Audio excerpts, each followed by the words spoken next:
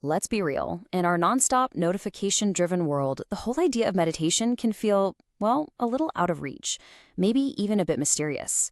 But what if it's not about chanting on a mountaintop? What if it's a super practical tool for the life you're already living? Well, in the next 5 minutes, we're going to demystify the whole thing and show you exactly how it can work for your modern mind. I mean, this quote just nails it, doesn't it?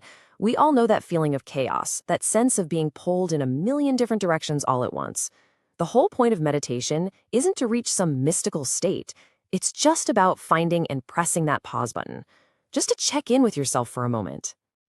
And yeah, that's the million-dollar question, isn't it? It's one thing to know you need a break, but it's a whole other thing to know how to actually take one that recharges you. Well, guess what? That's exactly what we're here to figure out. Okay, so to start, let's just cut through all the noise, all the jargon that surrounds this topic. Let's get a really clear, simple definition of what we're actually talking about here. So what this really boils down to is mindfulness, and that's a huge part of most meditation practices. It's simply about paying attention. See, it's not about stopping your thoughts. It's about noticing them and noticing your surroundings without getting all carried away.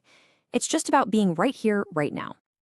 And you might think this is some new agey modern wellness trend, but get this. This timeline shows just how ancient this practice really is. We are talking about a tradition that's been developing for over 7,000 years, from ancient wall art to Vedic texts, way, way before it ever landed on our smartphone apps.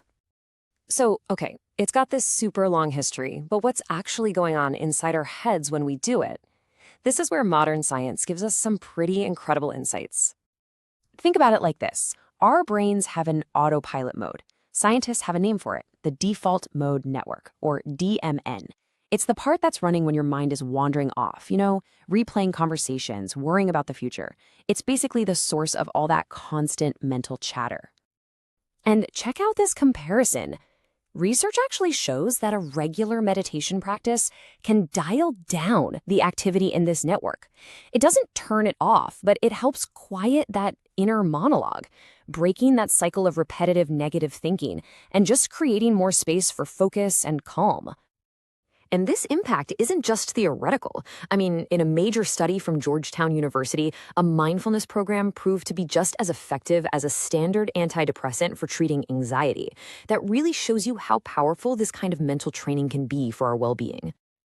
Okay, so maybe you're interested, but with literally hundreds of meditation styles out there, where in the world do you begin? It can feel pretty overwhelming, so let's simplify it with a basic map. Basically, most of the major techniques fall into one of these three big families. You've got focused attention, which is all about training your concentration on one single thing, like your breath.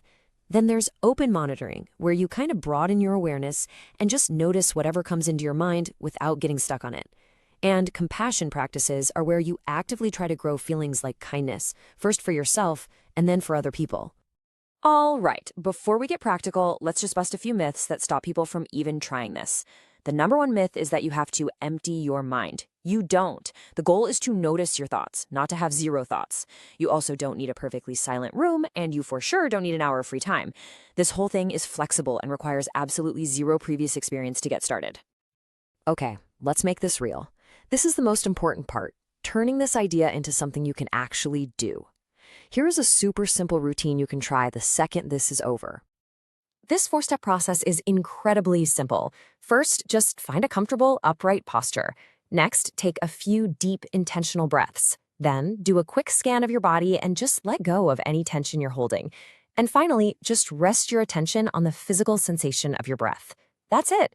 When your mind inevitably wanders, and trust me, it will, your only job is to gently guide it back. And that is all you need to start. Seriously, 5 minutes. Committing to just 5 minutes a day can make a huge difference. It's not about how long you do it, it's about being consistent. So what happens when this ancient practice meets 21st century technology? Well, the results are pretty amazing. I mean, the evolution is just wild. We've gone from oral traditions and ancient texts all the way to guided meditations right on our phones. Technology is making this practice more accessible than ever before, with apps, integration into our smartwatches, and even AI that can personalize a practice just for you.